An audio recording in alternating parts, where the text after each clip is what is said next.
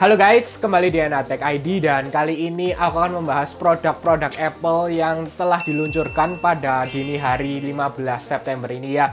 Dan nggak terasa sih, sebenarnya ini hampir 1 tahun setelah iPhone 12 series muncul dan memang ini adalah sesuatu yang bisa kita bilang S-year karena beberapa hal yang mungkin tidak terlalu berbeda dan bahkan bagi pengguna umum akan tidak terlalu terlihat perbedaannya dari luar ya.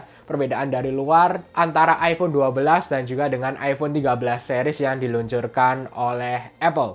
Aku akan urutkan yang pertama adalah iPad 2021 dan akhirnya diluncurkan dengan update yang menurutku sangat menarik karena dengan harganya yang paling murah yang dikeluarkan oleh Apple untuk seri iPad. Yang menarik di sini adalah diberikan A13 chipset dengan LTE ya untuk selulernya, tapi dengan kamera yang menurutku menarik untuk kamera depan dengan 12 megapiksel ultra wide yang sama digunakan di iPad Pro 2021. Karena itulah ini bisa menggunakan fitur center stage. Jadi bagi kalian yang suka dengan video call, ini akan sangat berguna bagi kalian dengan harga yang jauh lebih murah di iPad 10,2 inch ini.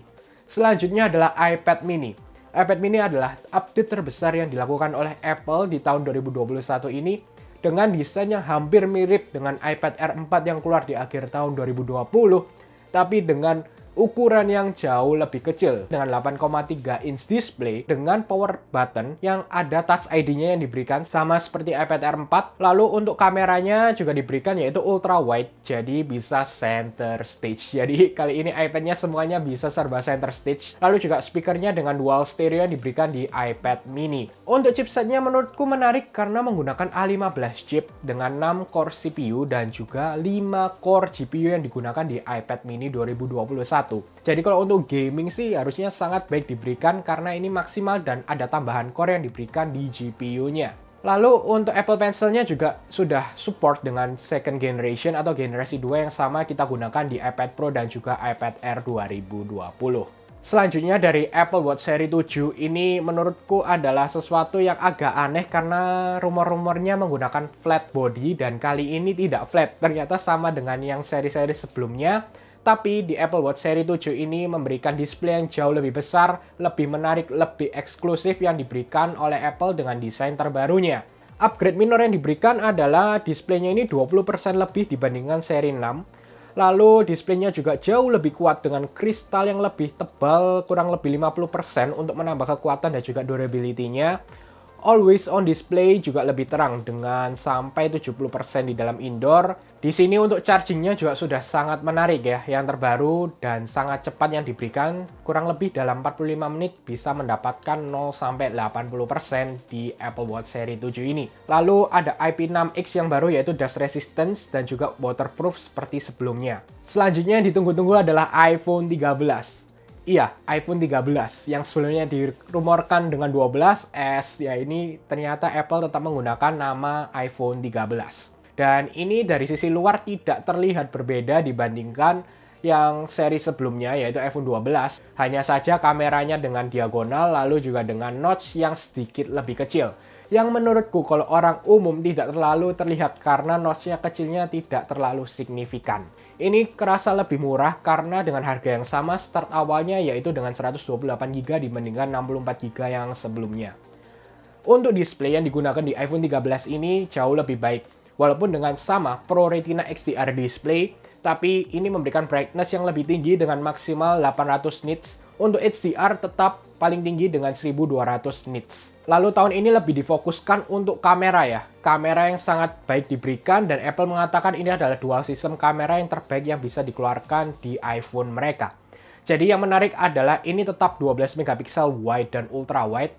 Juga dengan sensor shift optical image stabilization diberikan yang sebelumnya hanya eksklusif di iPhone 12 Pro Max ke iPhone 13 dan 13 mini. Dan ini sangat menarik dan sangat berguna ketika kalian mengambil foto dalam keadaan agak goyang ataupun mengambil video yang lebih smooth akan diberikan. Tapi untuk ultrawide-nya sama dengan yang seri 12 series ya untuk spesifikasinya. Lalu ada beberapa fitur yang baru yaitu photographic style. Ini seperti filter tapi berbeda karena kalau filter semuanya dipukul rata dalam satu foto tersebut. Tapi kalau photographic style ini akan memilih area yang tepat untuk diberikan filter lalu tetap menjaga skin tone sehingga lebih baik. Lalu fitur terbaru yaitu cinematic video yang akan memberikan efek blur di bagian belakang wajah ketika mengambil video. Jadi ini akan memfokuskan wajah yang ada di dalam video yang dicontohkan oleh Apple. Lalu chipsetnya di sini menggunakan A15 chip, tapi kali ini agak berbeda ya. Jadi untuk yang iPhone 13 dan 13 mini dengan 6 core CPU dan juga 4 core GPU. Menurutku untuk baterai adalah upgrade besar yang diberikan karena iPhone 13 bisa menambahkan jam sekitar 2,5 jam, lalu 13 mini 1,5 jam dibandingkan iPhone 12 dan 12 mini tahun lalu.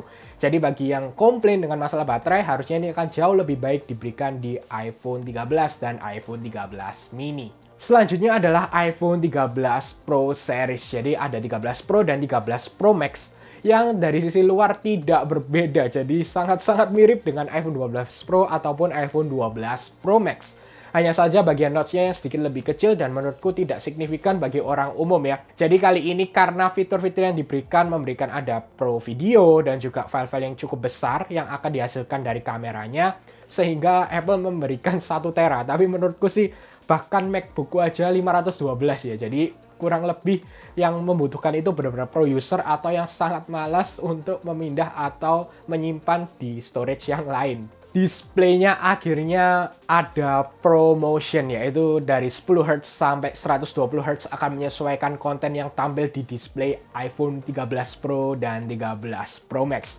Ini adalah fitur yang ditunggu-tunggu dan orang mengatakan bahwa untuk Android saja 120 Hz itu sudah sangat baik ya. Lalu untuk 60 Hz-nya iPhone, itu walaupun memang sedikit lebih jelek, tapi sudah jauh lebih baik dibandingkan 60 Hz di HP-HP Android yang lain. Ada tambahan juga selain ProMotion, yaitu Pro Retina XDR yang diberikan di iPhone 13 Pro dan Pro Max lebih terang dengan kurang lebih 25%. Untuk 3 kamera, wide, ultra wide, dan juga telefoto beserta LiDAR, ini antara 13 Pro dan 13 Pro Max memberikan spesifikasi yang sama, berbeda dengan yang tahun lalu antara 12 Pro dan 12 Pro Max yang ada memiliki perbedaan. Lalu dengan 3 kamera sensor yang baru, ini dari kamera utamanya sama menggunakan sensor Shift OIS, tapi kali ini untuk telefoto juga mendapatkan optical image stabilization, jadi tidak hanya di kamera utama saja. Lalu juga mereka tekankan night mode di sini sangat baik dengan lensa-lensa terbaru di iPhone 13 Pro dan iPhone 13 Pro Max. Terima kasih kepada ultra wide yang baru, jadi Apple di iPhone 13 Pro dan Pro Max mendapatkan makro. Jadi bisa makro fitur foto dengan kedekatan sampai 2 cm saja. Tapi kali ini bukan hanya foto, mereka juga mengatakan bahwa bisa video makro di ultra wide kameranya. Lalu ada fitur yang khusus untuk Pro Series selain Apple Pro RAW untuk foto. Di video kali ini ada video ProRes yang akan keluar nanti di akhir tahun. Jadi kita akan menunggu sama seperti ketika iPhone 12 Pro keluar. Chipset sama dengan A15 chip, tapi ada yang berbeda kali ini, yaitu dengan 6 core CPU dan untuk GPU-nya 5 core GPU dibandingkan iPhone 13 yang biasa hanya 4 core GPU. Untuk RAM kita bisa expect sama dengan 12 Pro dan 12 Pro Max sebelumnya dengan 6 GB RAM. Nanti kita juga akan lihat ketika sudah hands-on beberapa pasti akan buka dan mengecek untuk RAM-nya. Selain itu untuk baterai juga gila menurutku. iPhone 12 Pro Max ini sudah yang terbaik. Ini menambah 2,5 jam lebih lama di iPhone 13 Pro Max. Dan untuk iPhone 13 Pro menambah sekitar 1,5 jam. Menariknya adalah ini dengan 120 Hz screen, tapi karena dengan 10 Hz sampai 120 Hz akan adjust sendiri, lalu juga optimisasi yang digunakan di A15, serta iOS 15, ini akan memberikan baterai yang jauh lebih baik di iPhone 13 Pro Series. Sekarang pertanyaannya adalah beli yang mana?